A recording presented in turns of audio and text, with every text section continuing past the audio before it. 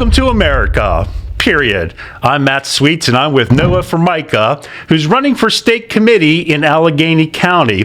Now, Noah, before we get into your race, I want to talk about you in particular a little bit. So you're a lifelong resident of Allegheny County GOP Get Out to Vote Director, a committee man, and you're also a senior field representative for Turning Point.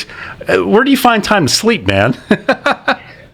Well, for starters, thank you for having me on, Matt. Happy to have you. Truth be told, I don't find a lot of time to get some sleep because, I have so many different duties, local, as you said, local GOTV director for the Allegheny County GOP, municipal township chair for the South Park Republican Committee, senior field representative for Turning Point Action, now our Get Out to Vote director for Turning Point USA and Turning Point Action, or not Get Out to Vote director, voter registration ambassador.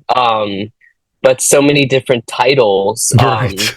And now I'm running for state committee. So I'm adding an even additional title, but I don't see it as like, a title thing. I see it as like an activist thing to get the job done, reach as many people, and just try to get out the vote. Sure. What initially sparked your interest to get involved in politics?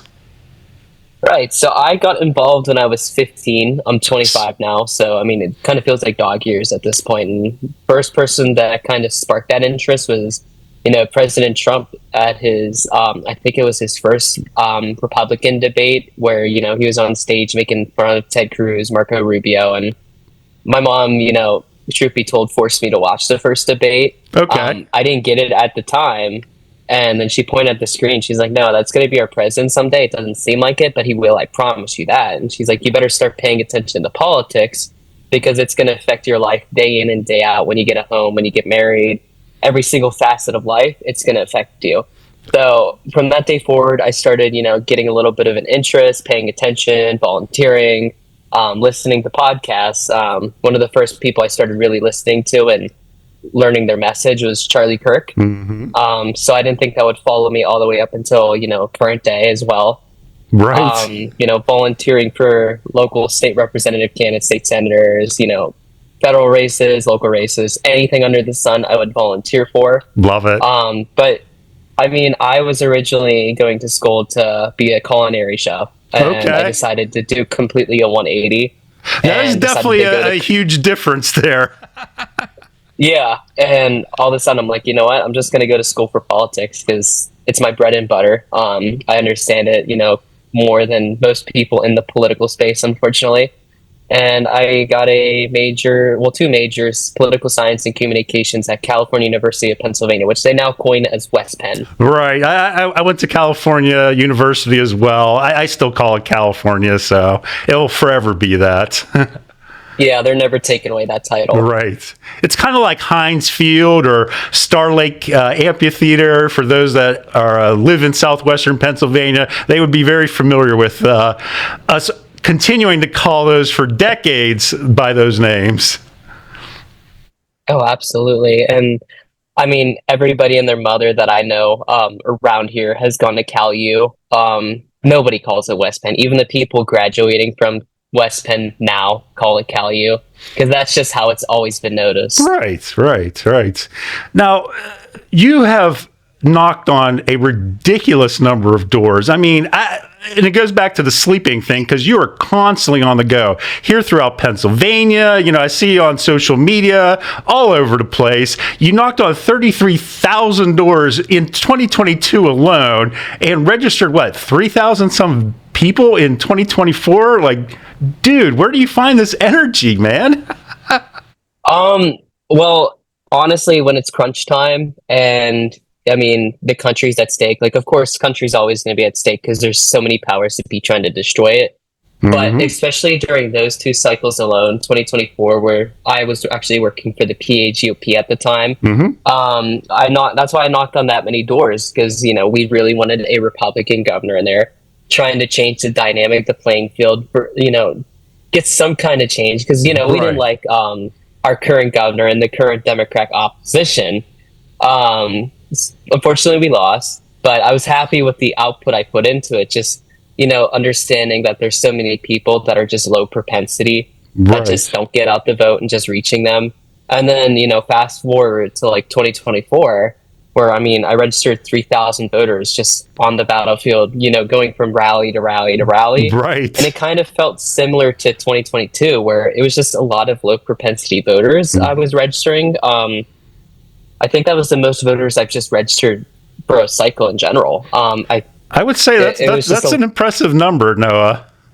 Yeah. I don't even know if anybody got close to that number. I hope somebody has. I'm sure like some of these people in a lifetime, like doing stuff in politics, have eventually gotten to like 1,000 voter registrations. Right. I don't think 3,000 in a year. But it was just meeting people where they're at. And speaking of meeting people where they're at, meeting tons of people from across the spectrum, what are some of the common themes that you typically hear? I guess the common things I hear is just like affordability. That's definitely a big one. More if you're looking at like in our specific area, it's jobs, especially in the 37 state senatorial district, which is like South Hills and all those other fun townships. People are really interested in what's going on with the U.S. Steel deal. That's a big one. Yes. I know that, is very dear to my heart because I think a vibrant steel industry in our area is probably the way forward. And we're getting our steel from all these different countries, and it's not as good as the steel we make here in America. Amen. So bringing that back here is definitely one of the go-to things. But yeah, it's affordability, it's jobs. It's just simply, politicians that actually do the job. Don't just get elected. Don't just get salaries. Mm-hmm. We don't like those career politicians. And I hear that a lot. I would agree, yes. Unfortunately, a lot of Republicans just don't care to vote anymore because they see a lot of these Republicans that are just career politicians, ain't in it for the best interest. And I can go into, the people in Indiana, which I was there helping to oust. We ousted 7 out of 9. Hopefully we'll pick up that 8th if we can do if once the recount is all finished. We're very confident that potentially we could win. But if we do get rid of 8 out of 9 of those, people in Indiana, which very, very close. That's just people who are career politicians. Right. They haven't done anything for our movement. They didn't listen to the will of the constituents.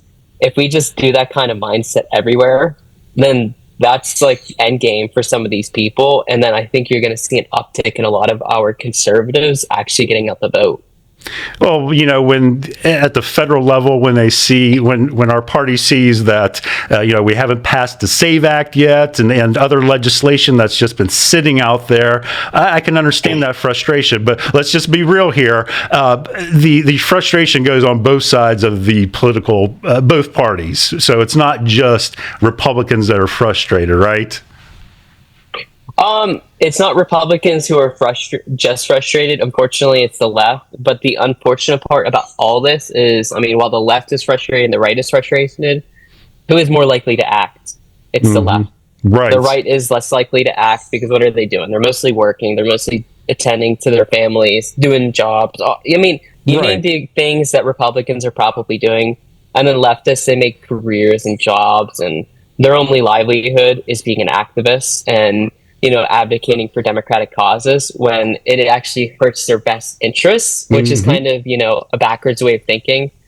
So, Republicans are unfortunately the party of low propensity voters, while the Democrats are more the party of high propensity voters. And I hate to say that as a Republican, but it's absolutely true. Absolutely. And until people get that wake up call that these people are going to vote blue no matter who, we need to start voting red no matter who. Like, if you don't like a rhino, I hate rhinos. Hate's a strong word. Let's say dislike them. I dislike rhinos. Fair. Yes. I want to see all these different rhinos loose.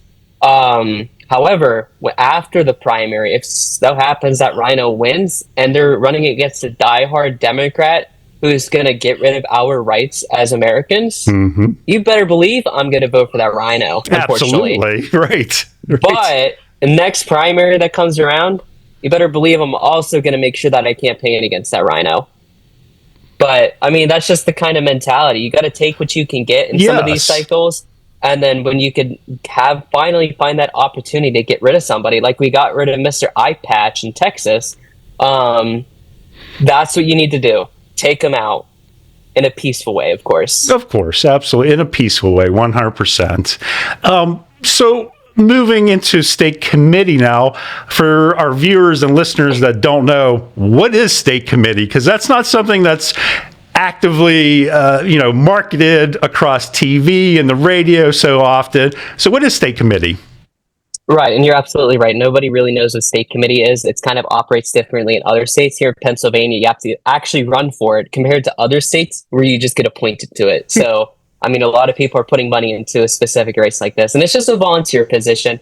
If you kind of think like local Republican committee, county parties, this is a step above county party, local municipal parties. The job of state committee is to endorse candidates, make sure that those candidates win.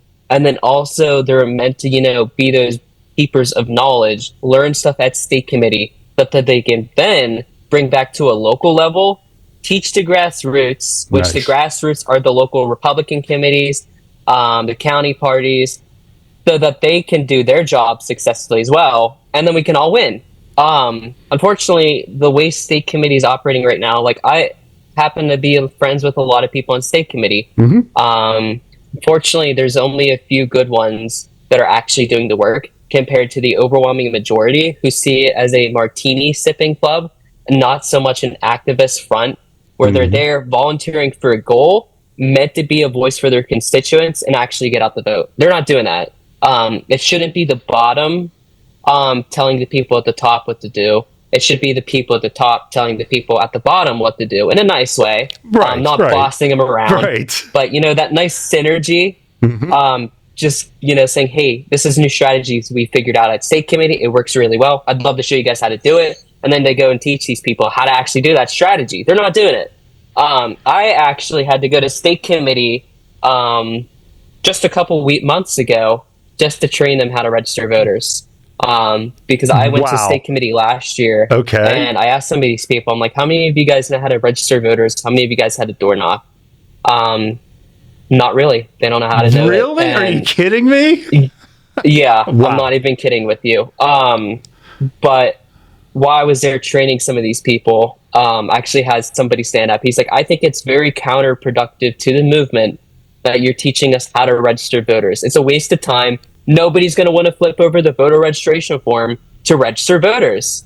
And I'm like thinking to myself, like, wait, I just filled out 3,000 of these during 2024. I then, after the training, went on to register 218 voters at the Great American Outdoor Show in Harrisburg. What is this guy talking about? Yeah, I mean, it's so would easy say the to proof register is in voters. the pudding there, right?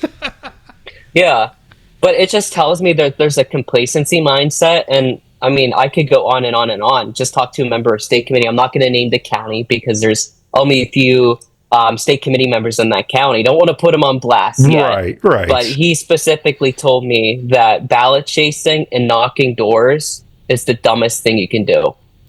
You heard it here first. These are the people at the top telling people how to campaign and do strategies. And he's already writing off the number one strategy to reach voters, which is knocking doors. What do we think the left is doing? Exactly. They're knocking doors. Noah, I am I'm retired now, a 3-term city councilman in the city of Washington, where Republicans are outnumbered 3.1 to 1. Door knocking was the one and only thing that got me elected. I look at Bud Cook in a neighboring district. That's all he does. He doesn't raise any money. He goes door to door. It works. Exactly. That's crazy. Wow. Yeah, and just these people it just gives me that mindset that these people don't care. So it's like, fine, we got to get an outsider in there to fix the situation and try to do their little part. So like, I'm specifically running because I want to be that voice for my district, and I want to be that voice for Pennsylvania. So not only can we win back at home, which is the 37th state senatorial district, which is in Allegheny County. We do things by state senate district in Allegheny County. Some other counties do that, mostly for a county-wide basis. But I want to represent my district. And then I also want to make sure that we win everywhere, because the work we do here in Allegheny County isn't enough if we don't get a lot of these red counties and a lot of these other counties to make sure that we decimate the lead that Philadelphia has every single cycle. Amen on that one, yes. Philadelphia should be its own state anyway, in my opinion, We should just give it to like Virginia or New York. New York Jersey. or someone can have it, Now, and you touched on this a little bit, but I want to dive in a little bit further. Obviously, there's always infighting within political parties. There's pressure. How do you plan to remain an independent thinker and really just hold your own as going up against, some of the old school, good old boys that think which is crazy, door knocking doesn't work? Like, how do you plan on, keeping that energy and that independent thinking? Well, I'll tell you what. Pretty much the same thing I've done since I first got involved. I've always stood out as that voice. And I have no problem back then I might have been more complacent because I'm still new to politics. Sure. But nowadays, having a little bit of a backbone, I'm happily willing to go after some of these county chairs, state committee members, state representatives, state senators, just to let them know that, hey, this isn't what you're doing is wrong. And quite frankly, I think it's stupid. I'm happy to do that, and I've actually done that 3 or 4 times this year already. But I'm never going to back down from my conservative principles. If anybody at state committee is like trying to push me in a certain way that I don't specifically agree with, I'm just going to tell them to pound salt. Because I'm there to get results. I'm not there to listen to what you think is right, but hasn't worked for generations. Because a lot of these people on state committee are there generationally. They've been there forever. And some of the people, God bless them, I love them, but they're running for their 4th or 5th term. And it's like, geez, like, what's been going on? You seem like a great individual, but are you actually doing something? I'm not seeing you posting it on social media. Nothing. I don't really know anything. what these people are doing. Right. Like, I agree with you. It's insane. So what else do you plan to bring to the table if you're elected? Well, I really want to train state committee just on strategies alone because, my experience with Turning Point Action, just knowing how to register voters, knock doors, which should be simple, and just simply chase ballots because, I think that's the one key takeaway that a lot of people should know how to do is just chasing ballots. Unfortunately, when you're looking at some of these other swing states, the Democrats in lockstep are chasing ballots, and they're actually getting people from out of state to chase ballots in Pittsburgh. Wow. They do that all the time for Summer Lee, and they're most certainly doing that to go after people like Valerie Gatos, Natalie Mihalik, and the list goes on. They want to take back and they want to completely destroy our state politics, and they're doing it at a local level and a federal level. They're going after every single facet, every single office. And the Republicans aren't on board with the ballot chase strategy. I really want to teach people that ballot chase strategy because, I've utilized it when I went door knocking in, Indiana, where we had great victories. We did that in Indiana. We also did that really well. And it sounds simple, but it's a Mesa City recall election where we got rid of a Republican who ran Republicans for Kamala in 2024. So we wanted to send a mandate that this person shouldn't be on city council anymore. And then we got rid of her. Nice. And she cried like a baby, and we were thankful. But a lot of the Republicans didn't even know that she was this bad. And they thought she was completely on our side until we went knocking on those doors and then chasing those ballots. And chasing those ballots is just not just door knocking, but it's getting people to request mail-in ballots. And I'm not necessarily a fan of mail-in ballots. I think mail-in ballots are the reason why a lot of these elections are stolen because it's really hard to prove. But you have to utilize the system. If you just completely write out the system, then you're already setting yourself up for a loss. Oh, absolutely. Because as soon as the polls close on election day, we had a township supervisor race in South Park and we just got completely destroyed because as soon as the polls closed, boom, 500 mail-in ballots. Yep. And then Republicans were trying to pick up the slack and we're like, okay, where's our numbers? Where are we going to get our numbers from? You're not going to get your numbers. No, not because at this all point. those mail-in ballots, that's just a surpassable lead. Right.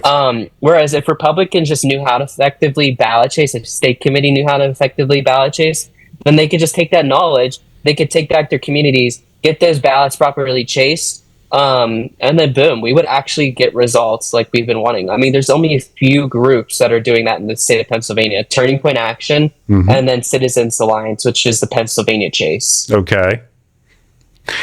Speaking of Turning Point real quick, how did you get involved with Turning Point?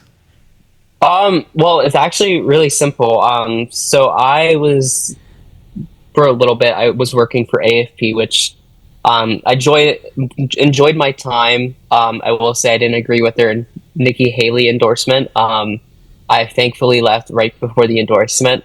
But that kind of kickstarted me looking at an application which I got from a boomer, just a community over in Whitehall. Okay. God bless his heart. I really love him. Nice. And it actually got sent to my spam folder, and he's like, "Noah, I think you should check this out. I think you would be a perfect fit for the role." And it was a field representative position for Turning Point Action in Pittsburgh. And I was like, I have to apply for this. So Absolutely. I did. Right. I applied for it with my proven track record of how many doors I knocked. And, that was when I was beginning my voter registration journey. And, less than 24 hours, they gave me the call literally at the Washington County Fair, where I just so happened to be registering voters. And they're like, "Hey, just wanted to let you know, we really like what you offer. You got the job." And, that's awesome, dude. Yeah.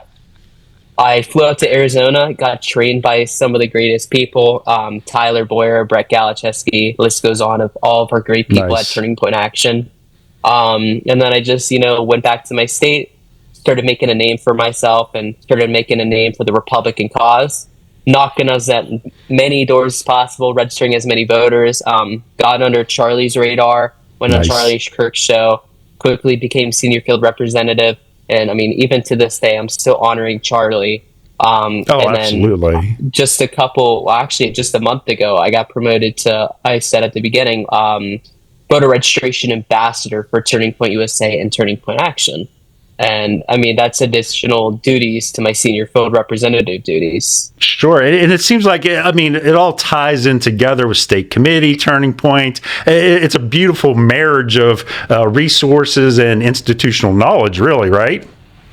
Correct. And I think that's one of the beautiful things about Turning Point Action is we always tell our reps is to be neighborly, build that personal connection. And not only that, but to become a precinct committee member, get involved with your local county party, because those are the people that you should be trying to get on your side and trying to get you to get them to help you, with some of these events, Right. Get out there and knock doors. And I've been using that very effectively. Good. I'm actually doing a door knocking event tomorrow with a lot of our local Republican committees tomorrow. As long as, you get out there, be that neighborly voice, work with as many of these grassroots, activists as you can, local Republican committees. It's just that nice synergy. Like Turning Point Action advocates for people to just work with everybody, just so we can win. Exactly. We want to win. We want to bring our strategies to Pennsylvania. We want to bring our strategies to all these different swing states. We're already bringing them to states like Arizona, where we're hopefully going to try to get Andy Biggs over the finish line. Have a headquarters again in Wisconsin, and then boom, we're already putting a headquarters in New Hampshire. Wow, nice. But we're starting to repave that red wall, and we would love to have Pennsylvania be a part of that red wall. And I want to be on state committee so I can paint that red wall. And I know my duties at Turning Point Action are going to be really effective at making sure that I do that. Sure. Yeah, it's a great marriage of resources and experience there. Speaking of which, why should people vote for you?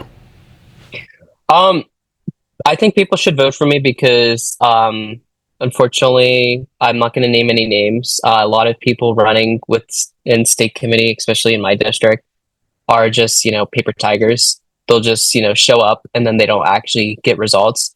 I happen to like quite a few of the people on state committee personally. Just, it's the results aspect.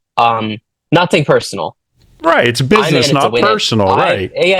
It's all a business. I'm in it to win it. I'm in it to get results. I'm in it to get action.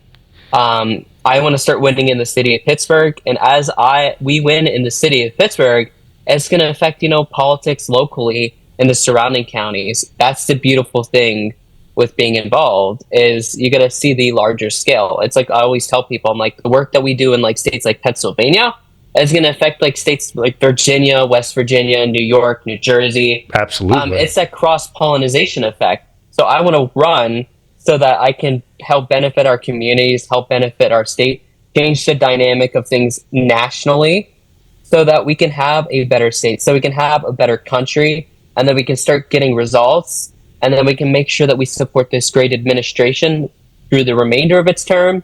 And then once 2028 comes around, we're going to be in a really great position so we can get the next president, which I do think Yes. is going to be J.D. Vance. I would agree. So we can pave J.D. Vance across the finish line. Yes. Yes, absolutely. Noah, now I noticed on the ballots, there's someone else with your last name. Is that a relation, or who is that? So that is my mom. So Okay, all right. she is actually our secretary for our South Park Republican Committee. Okay. Love her to bits. So she's actually currently battling stage 4 lung cancer. Oh, and despite wow. battling stage 4, she still wants to stay involved. She still wants to keep the fight. God bless. Actually, she is always volunteering with me, even battling lung cancer. Wow. She's constantly out there registering voters, chasing ballots, knocking doors. And she just joined me not too long ago at this Great American Outdoor Show in Harrisburg, where she, I think, registered 30 voters herself. So, I mean, man, that's awesome. So she's already doing more than most, precinct committee members, unfortunately, have done in their lifetime. Sure. And she's running just like I am, just to, be that neighborly voice, try to get out the vote. And I mean, if we win together on state committee, she's like, if I win, that would be great. I just want you to win, Noah. But if we do win together, I mean, it's that Doge effect, because we're going to save money, because we're going to be using the same hotels. We're not going to be splitting smart. hotels. Yeah. That's a good selling point, Noah. I didn't even think about that one. Very good point there. Now, you mentioned in Allegheny County that they separate out the committee folks by senatorial districts. How many people in your district are running, and how many people can individuals vote for? Right. So there's 6 men and 6 women. Only 3 men and 3 women can win. My current ballot position, so there's 3 women at the top. I'm the 4th ballot position. I'm the first man to appear on the ballot, technically. And then right below me, there's 2 other women, one being my mom. So I'm in strategically a good position. Sure. However, I still want to, try to be out there, get as many people out to vote. And I'm running in so many different townships, so I'm constantly getting out there, trying to meet with all these people. I'm working with some of these committees to try and get my signs at as many polling locations as possible, because I just want to make this a done deal. Slam dunk it, right, brother? Yeah. Amen.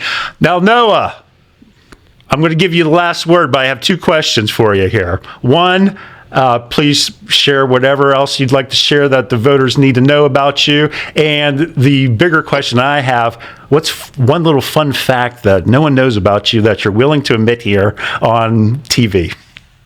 Sure. So if you guys need anything from me at all, you want to see kind of what I do on a daily basis on the battlefield, look up my Twitter handle, as they call X now, or Instagram handle. It's at Nformica GOP. That's at NFORMICA GOP. I say it very American. Happy to get you involved, get you connected with Turning Point Action as all, which you can also go to TPAction.com. Sign up for one of our great coalitions that we want to actually build here in the Southwest area, so we can try to get more results as well. But I guess, what was kind of your last question? The fun little fact about Noah that nobody knows that you're willing to admit on TV. I wasn't trying to hide from the fun fact. I promise. I trust you. I trust you, brother. Yeah. So I guess a fun fact about myself is I'm a fish keeper. So I like to keep fancy saltwater fish, freshwater fish, and yeah, I do that on a daily basis. Well, I noticed the aquarium right behind you there. Wow.